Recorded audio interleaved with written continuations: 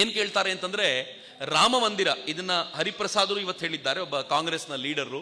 ಕಾಂಗ್ರೆಸ್ನವ್ರು ಹೇಳಿದ್ದಾರೆ, ಆಮ್ ಆದ್ಮಿ ಪಾರ್ಟಿಯವರು ಹೇಳಿದ್ದಾರೆ, ಊರಲ್ಲಿ ಇದ್ದು ಬದ್ದವ್ರು ಎಲ್ಲರೂ ಹೇಳ್ಬಿಟ್ಟಿದ್ದಾರೆ. ಏನ್ ಹೇಳಿದ್ದಾರೆ ಅಂತಂದ್ರೆ, ರಾಮ ಮಂದಿರ ಅನ್ನೋದನ್ನ ಬಿಜೆಪಿಯವರು ಪೊಲಿಟಿಕಲ್ ಪ್ರೋಗ್ರಾಮ್ ಮಾಡ್ತಿದ್ದಾರೆ ಅಂತ. ನಾನು ಬಿಜೆಪಿಯವ್ರ ಬಗ್ಗೆ ತುಂಬಾ ಮಾತನಾಡ್ಲಿಕ್ಕೆ ಹೋಗಲ್ಲ, ಅದನ್ನ ಪೊಲಿಟಿಕಲ್ ಪಾರ್ಟಿಯವರೇ ಮಾತನಾಡ್ಕೊಳ್ತಾರೆ. ಆದ್ರೆ ನನಗಿರೋ ಪ್ರಶ್ನೆ ನಾನು ನಿಮ್ ಮುಂದೆ ಇಡಬೇಕು. ರಾಮ ಮಂದಿರ ಅನ್ನೋದು ಯಾವ ಪೊಲಿಟಿಕಲ್ ಪಾರ್ಟಿಯ ಮ್ಯಾನಿಫೆಸ್ಟೋನಲ್ಲಿತ್ತು? ಬಿಜೆಪಿಯ ಮ್ಯಾನಿಫೆಸ್ಟೋನಲ್ಲಿತ್ತು.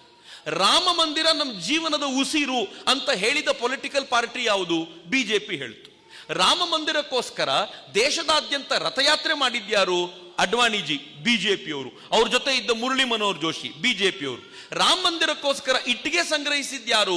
ವಿಎಚ್ಪಿ, RSS ಮತ್ತು ಭಾಜಪದವರು, ಅಂದ್ರೆ ಬಿಜೆಪಿಯವರು. ರಾಮ ಮಂದಿರಕ್ಕೋಸ್ಕರ ಕೋರ್ಟ್ ನಲ್ಲಿ ಫೈಟ್ ನಡಿಬೇಕಾದಾಗ ಅದಕ್ಕೆ ಬೇಕಾಗಿರುವಂತ ಎಲ್ಲ ದಾಖಲೆಗಳನ್ನು ಒದಗಿಸಿದ್ಯಾರು? ಅಗತ್ಯ ಬಿದ್ದ ದಾಖಲೆಗಳನ್ನು ಬೇಕಾದಾಗ ಒದಗಿಸಿದ್ದು ಬಿಜೆಪಿಯವರು.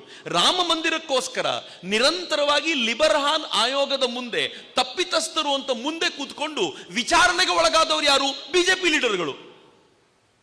ಇಂಟ್ರೆಸ್ಟಿಂಗ್ಲಿ ಇವೆಲ್ಲದರ ನಡುವೆ ರಾಮ ಮಂದಿರ ಆಗಬಾರದು ಅಂತ ಕೋರ್ಟ್ ನಲ್ಲಿ 26 ಲಾಯರ್ಗಳು ಹೋರಾಟ ಮಾಡಿದ್ರಲ್ಲ, ಆ ಲಾಯರ್ಗಳ ಲೀಡರ್ ಯಾರು? ಕಪಿಲ್ ಸಿಬ್ಬಲ್, ಕಾಂಗ್ರೆಸ್ ಲೀಡರ್. 2019 ಎಲೆಕ್ಷನ್ಗಿಂತ ಮುಂಚೆ ಪ್ರಾಬಬ್ಲಿ CJI ರಂಜನ್ ಗೊಗೊಯ್ ಅವರು ಇದನ್ನು ಆದಷ್ಟು ಬೇಗ ಮುಗಿಸಬೇಕು ಅನ್ನುವಂಥ ಪ್ರಯತ್ನ ಮುಂದಿಟ್ಟಾಗ ಏನ್ ಕೇಳ್ಕೊಂಡಿದ್ರು ಗೊತ್ತಾ? ನಾವು ನೆನ್ಪಿಟ್ಕೋಬೇಕು ಇದನ್ನ. ಏನ್ ಕೇಳ್ಕೊಂಡಿದ್ದ ಕಪಿಲ್ ಸಿಬ್ಬಲ್ ಕೋರ್ಟ್ ನಲ್ಲಿ ಅವತ್ತು ಅಂತಂದ್ರೆ, ಈ ವರ್ಡಿಕ್ಟ್ ನ ಈಗಲೇ ಕೊಡಬೇಡಿ, ಇದರ ಪೊಲಿಟಿಕಲ್ ಇಂಪ್ಲಿಕೇಶನ್ ಇರುತ್ತೆ ಅಂತ. ಅಂದ್ರೆ ಇದು ಮುಂದಕ್ಕೆ ಹೋಗೋದ್ರೊಳಗೆ ನೀವು ರಿಟೈರ್ ಆಗ್ತೀರಾ, ಈ ಬೆಂಚ್ ಹೋಗುತ್ತೆ, ಇನ್ನೊಂದು ಬೆಂಚ್ ಬರಲಿ, ಇನ್ನೊಂದು ಬೆಂಚ್ ಪೂರ್ಣ ಪ್ರಮಾಣದಲ್ಲಿ ಮತ್ತೆ ವಾಪಸ್ ಎಲ್ಲ ಕೇಸನ್ನು ಕೇಳಲಿ, ಅಷ್ಟೊತ್ತಿಗೆ ಮತ್ತೆ ಟೈಮ್ ಪಾಸ್ ಆಗುತ್ತೆ. ಒಟ್ನಲ್ಲಿ ರಾಮ ಮಂದಿರ ಬೇಡ ಅಂತ. ಇವತ್ತು ಅದೇ ಕಪಿಲ್ ಸಿಬಲ್, ರಾಮ ನಮ್ಮೆಲ್ಲರ ಹೃದಯದಲ್ಲೂ ಇದ್ದಾನೆ, ಇದು ಪೊಲಿಟಿಕಲ್ ಈವೆಂಟ್ ಆಗಿರೋದ್ರಿಂದ ನಾನು ಹೋಗಲ್ಲ, ನಾನು ರಾಮನಿಗೆ ದೂರದಿಂದ ನಮಿಸ್ತೀನಿ ಅಂತ ಮಾತಾಡ್ತಾನಲ್ಲ. ಅಬ್ಬಾ, ಎಷ್ಟು ಬೇಗನೆ ಚೇಂಜ್ ಮಾಡ್ತೀರಪ್ಪ. ಆಗಬಾರದು ಅಂತ ನೀವು ಇವತ್ತು ರಾಮ ಹೃದಯದಲ್ಲಿದ್ದಾನೆ, ಎಲ್ಲರೂ ಅಲ್ಲಿಗೆ ಹೋಗಬೇಕು ಅಂತಿಲ್ಲ ಅಂತ ಮಾತನಾಡ್ತೀರಾ ಅಂತಂದ್ರೆ ನಿಮ್ ಸ್ಟ್ಯಾಂಡ್ಸ್ ಏನು? ಬಿಜೆಪಿ ಕ್ರೆಡಿಟ್ ತಗೊಳ್ಬಾರ್ದು ಅಂತ ಹೇಳೋ ಅಂತ ಇವರಿಗೆಲ್ಲ ನನ್ನ ಪ್ರಶ್ನೆ ಒಂದೇ ಒಂದು, ಈ ವಿಚಾರಣೆಯನ್ನ ಅತ್ಯಂತ ವೇಗವಾಗಿ ಮುಗಿಸಿ ಇದರಿಂದ ಬರಬಹುದಾಗಿರುವಂತ ಯಾವುದಾದ್ರೂ ಈ ಲಾ ಅಂಡ್ ಆರ್ಡರ್ ಪ್ರಾಬ್ಲಮ್ ಅನ್ನ ಹ್ಯಾಂಡಲ್ ಮಾಡುವ ಜವಾಬ್ದಾರಿ ನಮ್ಮದ್ದು ಅಂತ ಕೋರ್ಟ್ಗೆ ಧೈರ್ಯ ಕೊಟ್ಟಿದ್ ಯಾರು? ಕೇಂದ್ರ ಸರ್ಕಾರ. ಯಾರಾದರೂ ಗಲಾಟೆ ಮಾಡಿದ್ರೆ ನೋಡ್ಕೊಳ್ತೀವಿ, ನಿಮ್ಗೆ ಏನು ವರ್ಡಿಕ್ಟ್ ಕೊಡಬೇಕೋ ಕೊಡಿ ಅಂತ. ಇದಕ್ಕೆ ಬೇಕಾಗಿರುವಂತ 1.5 ಲಕ್ಷ ದಸ್ತಾವೇಜುಗಳು ಯಾವುದು ಪರ್ಷಿಯನ್ ಭಾಷೆಯಲ್ಲಿ, ಸಂಸ್ಕೃತದಲ್ಲಿ, ಹಿಂದಿಯಲ್ಲಿ, ಅನ್ಯಾನ್ಯ ಭಾಷೆಗಳಲ್ಲಿದ್ವೋ ಅದನ್ನೆಲ್ಲ 6 ತಿಂಗಳೊಳಗೆ ಯುದ್ಧ ಮಾಡಿದಂತೆ ಮಾಡಿ ಅದನ್ನ ಅನುವಾದ ಇಂಗ್ಲಿಷ್ಗೆ ಮಾಡಿಸಿಕೊಟ್ಟಿದ್ ಯಾರು? ಯೋಗಿ ಆದಿತ್ಯನಾಥ್ ತಮ್ಮ ಟೀಮ್ ಮೂಲಕ. ಅಂದ್ರೆ ಈ ವರ್ಡಿಕ್ಟ್ ಬೇಗ ತರಬೇಕು, ಇದು ಇನ್ನು ಮುಂದೆ ನಮ್ಮ ಮ್ಯಾನಿಫೆಸ್ಟೋನಲ್ಲಿ ಇರಬಾರದು ಅಂತ ಡಿಸೈಡ್ ಮಾಡಿದ್ದು ಬಿಜೆಪಿ. ಕ್ರೆಡಿಟ್ ಬಿಜೆಪಿ ತಗೋಬಾರದು ಅಂತಿರಲ್ರಿ. ಬಹಳ ವಿಚಿತ್ರವಾಗಿರುವಂತ ಸಂಗತಿ. ನಾನು ಬಿಜೆಪಿ ಕ್ರೆಡಿಟ್ ಕೊಡಬೇಕು ಅಂತ ನಿಂತಿರೋನಲ್ಲ, ಆದ್ರೆ ನಂಗೆ ಕಾಂಗ್ರೆಸ್ಸಿಗರು ಮಾತನಾಡಬೇಕಾದಾಗ ಅದನ್ನ ಕೆಲವು ಹಿಂದೂಗಳು ಅನುಮೋದಿಸುವಾಗ ಸ್ವಲ್ಪ ತಲೆಗೆ ಏರುತ್ತೆ ನನಗೆ. ಏನ್ ಕೇಳ್ತಾರೆ ಅಂತಂದ್ರೆ, ರಾಮ ಮಂದಿರ ಇದನ್ನ ಹರಿಪ್ರಸಾದರು ಇವತ್ತು ಹೇಳಿದ್ದಾರೆ, ಒಬ್ಬ ಕಾಂಗ್ರೆಸ್ನ ಲೀಡರು. ಕಾಂಗ್ರೆಸ್ನವ್ರು ಹೇಳಿದ್ದಾರೆ, ಆಮ್ ಆದ್ಮಿ ಪಾರ್ಟಿಯವರು ಹೇಳಿದ್ದಾರೆ, ಊರಲ್ಲಿ ಇದ್ದು ಬದ್ದವ್ರು ಎಲ್ಲರೂ ಹೇಳ್ಬಿಟ್ಟಿದ್ದಾರೆ. ಏನ್ ಹೇಳಿದ್ದಾರೆ ಅಂತಂದ್ರೆ, ರಾಮ ಮಂದಿರ ಅನ್ನೋದನ್ನ ಬಿಜೆಪಿಯವರು ಪೊಲಿಟಿಕಲ್ ಪ್ರೋಗ್ರಾಮ್ ಮಾಡ್ತಿದ್ದಾರೆ ಅಂತ. ನಾನು ಬಿಜೆಪಿಯವ್ರ ಬಗ್ಗೆ ತುಂಬಾ ಮಾತನಾಡ್ಲಿಕ್ಕೆ ಹೋಗಲ್ಲ, ಅದನ್ನ ಪೊಲಿಟಿಕಲ್ ಪಾರ್ಟಿಯವರೇ ಮಾತನಾಡ್ಕೊಳ್ತಾರೆ. ಆದ್ರೆ ನನಗಿರೋ ಪ್ರಶ್ನೆ ನಾನು ನಿಮ್ ಮುಂದೆ ಇಡಬೇಕು. ರಾಮ ಮಂದಿರ ಅನ್ನೋದು ಯಾವ ಪೊಲಿಟಿಕಲ್ ಪಾರ್ಟಿಯ ಮ್ಯಾನಿಫೆಸ್ಟೋನಲ್ಲಿತ್ತು? ಬಿಜೆಪಿಯ ಮ್ಯಾನಿಫೆಸ್ಟೋನಲ್ಲಿತ್ತು. ರಾಮ ಮಂದಿರ ನಮ್ಮ ಜೀವನದ ಉಸಿರು ಅಂತ ಹೇಳಿದ ಪೊಲಿಟಿಕಲ್ ಪಾರ್ಟಿ ಯಾವುದು? ಬಿಜೆಪಿ ಹೇಳ್ತು. ರಾಮ ಮಂದಿರಕ್ಕೋಸ್ಕರ ದೇಶದಾದ್ಯಂತ ರಥಯಾತ್ರೆ ಮಾಡಿದ್ಯಾರು? ಅಡ್ವಾಣಿಜಿ, ಬಿಜೆಪಿಯವರು. ಅವ್ರ ಜೊತೆ ಇದ್ದ ಮುರಳಿ ಮನೋಹರ್ ಜೋಶಿ, ಬಿಜೆಪಿಯವರು. ರಾಮ ಮಂದಿರಕ್ಕೋಸ್ಕರ ಇಟ್ಟಿಗೆ ಸಂಗ್ರಹಿಸಿದ್ಯಾರು? ವಿಎಚ್ಪಿ, RSS ಮತ್ತು ಭಾಜಪದವರು, ಅಂದ್ರೆ ಬಿಜೆಪಿಯವರು. ರಾಮ ಮಂದಿರಕ್ಕೋಸ್ಕರ ಕೋರ್ಟ್ ನಲ್ಲಿ ಫೈಟ್ ನಡಿಬೇಕಾದಾಗ ಅದಕ್ಕೆ ಬೇಕಾಗಿರುವಂತ ಎಲ್ಲ ದಾಖಲೆಗಳನ್ನು ಒದಗಿಸಿದ್ಯಾರು? ಅಗತ್ಯ ಬಿದ್ದ ದಾಖಲೆಗಳನ್ನು ಬೇಕಾದಾಗ ಒದಗಿಸಿದ್ದು ಬಿಜೆಪಿಯವರು. ರಾಮ ಮಂದಿರಕ್ಕೋಸ್ಕರ ನಿರಂತರವಾಗಿ ಲಿಬರ್ಹಾನ್ ಆಯೋಗದ ಮುಂದೆ ತಪ್ಪಿತಸ್ಥರು ಅಂತ ಮುಂದೆ ಕೂತ್ಕೊಂಡು ವಿಚಾರಣೆಗೆ ಒಳಗಾದವರು ಯಾರು? ಬಿಜೆಪಿ ಲೀಡರ್ಗಳು.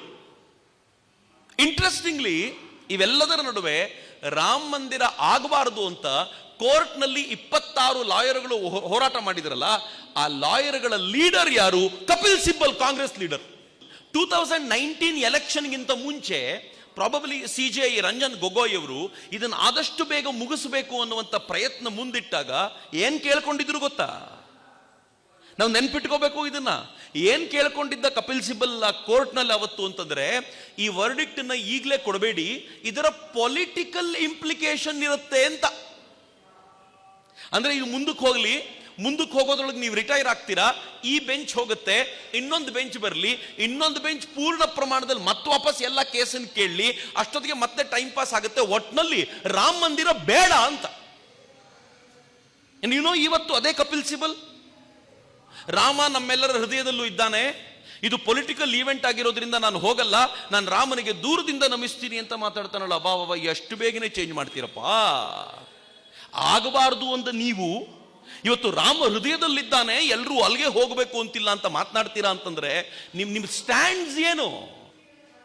ಬಿಜೆಪಿ ಕ್ರೆಡಿಟ್ ತಗೊಳ್ಬಾರ್ದು ಅಂತ ಹೇಳೋ ಅಂತ ಇವರಿಗೆಲ್ಲ ನನ್ನ ಪ್ರಶ್ನೆ ಒಂದೇ ಒಂದು, ಈ ವಿಚಾರಣೆಯನ್ನ ಅತ್ಯಂತ ವೇಗವಾಗಿ ಮುಗಿಸಿ ಇದರಿಂದ ಬರಬಹುದಾಗಿರುವಂತ ಯಾವುದಾದ್ರೂ ಈ ಲಾ ಅಂಡ್ ಆರ್ಡರ್ ಪ್ರಾಬ್ಲಮ್ ಅನ್ನ ಹ್ಯಾಂಡಲ್ ಮಾಡುವ ಜವಾಬ್ದಾರಿ ನಮ್ಮದ್ದು ಅಂತ ಕೋರ್ಟ್ಗೆ ಧೈರ್ಯ ಕೊಟ್ಟಿದ್ ಯಾರು? ಕೇಂದ್ರ ಸರ್ಕಾರ. ಯಾರಾದರೂ ಗಲಾಟೆ ಮಾಡಿದ್ರೆ ನೋಡ್ಕೊಳ್ತೀವಿ, ನಿಮ್ಗೆ ಏನು ವರ್ಡಿಕ್ಟ್ ಕೊಡಬೇಕೋ ಕೊಡಿ ಅಂತ. ಇದಕ್ಕೆ ಬೇಕಾಗಿರುವಂತ 1.5 ಲಕ್ಷ ದಸ್ತಾವೇಜುಗಳು ಯಾವುದು ಪರ್ಷಿಯನ್ ಭಾಷೆಯಲ್ಲಿ, ಸಂಸ್ಕೃತದಲ್ಲಿ, ಹಿಂದಿಯಲ್ಲಿ, ಅನ್ಯಾನ್ಯ ಭಾಷೆಗಳಲ್ಲಿದ್ವೋ ಅದನ್ನೆಲ್ಲ 6 ತಿಂಗಳೊಳಗೆ ಯುದ್ಧ ಮಾಡಿದಂತೆ ಮಾಡಿ ಅದನ್ನ ಅನುವಾದ ಇಂಗ್ಲಿಷ್ಗೆ ಮಾಡಿಸಿ ಕೊಟ್ಟಿದ್ದು ಯಾರು? ಯೋಗಿ ಆದಿತ್ಯನಾಥ್ ತಮ್ಮ ಟೀಮ್ ಮೂಲಕ. ಅಂದ್ರೆ ಈ ವರ್ಡಿಕ್ಟ್ ಬೇಗ ತರಬೇಕು, ಇದು ಇನ್ನು ಮುಂದೆ ನಮ್ಮ ಮ್ಯಾನಿಫೆಸ್ಟೋನಲ್ಲಿ ಇರಬಾರದು ಅಂತ ಡಿಸೈಡ್ ಮಾಡಿದ್ದು ಬಿಜೆಪಿ. ಕ್ರೆಡಿಟ್ ಬಿಜೆಪಿ ತಗೋಬಾರದು ಅಂತಿರಲ್ರಿ. ಬಹಳ ವಿಚಿತ್ರವಾಗಿರುವಂತ ಸಂಗತಿ. ನಾನು ಬಿಜೆಪಿ ಕ್ರೆಡಿಟ್ ಕೊಡಬೇಕು ಅಂತ ನಿಂತಿರೋನಲ್ಲ, ಆದ್ರೆ ನಂಗೆ ಕಾಂಗ್ರೆಸ್ಸಿಗರು ಮಾತನಾಡಬೇಕಾದಾಗ ಅದನ್ನ ಕೆಲವು ಹಿಂದೂಗಳು ಅನುಮೋದಿಸುವಾಗ ಸ್ವಲ್ಪ ತಲೆಗೆ ಏರುತ್ತೆ ನನಗೆ. ಅನುಕ್ಷಣದ ಸುದ್ದಿಗಳಿಗಾಗಿ ವಿಸ್ತಾರ ನ್ಯೂಸ್ ಯೂಟ್ಯೂಬ್ ಚಾನೆಲ್ ಸಬ್ಸ್ಕ್ರೈಬ್ ಮಾಡಿ. ಹೊಸ ಸುದ್ದಿಗಳ ನೋಟಿಫಿಕೇಶನ್ಗಾಗಿ ಬೆಲ್ ಐಕಾನ್ ಕ್ಲಿಕ್ ಮಾಡಿ. ಲೇಟೆಸ್ಟ್ ಅಪ್ಡೇಟ್ಸ್ಗಾಗಿ www.vistaranews.com ವೆಬ್ಸೈಟ್ಗೆ ವಿಸಿಟ್ ಮಾಡಿ. ಅಂಗೈಯಲ್ಲೇ ಜಗತ್ತಿನ ಸುದ್ದಿ ತಿಳಿಯಲು ವಿಸ್ತಾರ ನ್ಯೂಸ್ ಕನ್ನಡ ಆಪ್ ಡೌನ್ಲೋಡ್ ಮಾಡಿ.